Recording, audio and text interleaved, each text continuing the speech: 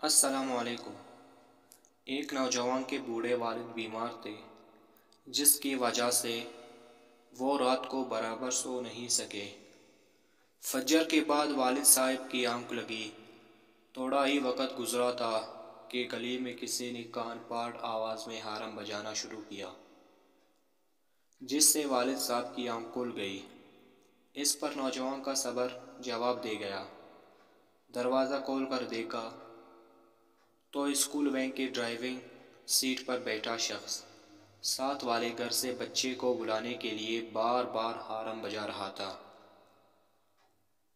نوجوان نے اسے سختی سے کہا، تمہیں اتنا خیال بھی نہیں کہ یہاں کوئی بزرگ یا بچہ بیمار ہو سکتا ہے؟ کوئی اسٹوڈنٹ مطالعہ میں مصروف ہو، کوئی خاتون گھر میں تلاوت قرآن کر رہی ہو، مگر لگتا ہے کہ تمہیں اس کی کوئی پرواہ نہیں۔ اسی لیے تم نے ہارن بجا بجا کر لوگوں کو پریشان کر رکھا ہے۔ یہ سن کر وہ ڈرائیور بھی طیش میں آ گیا۔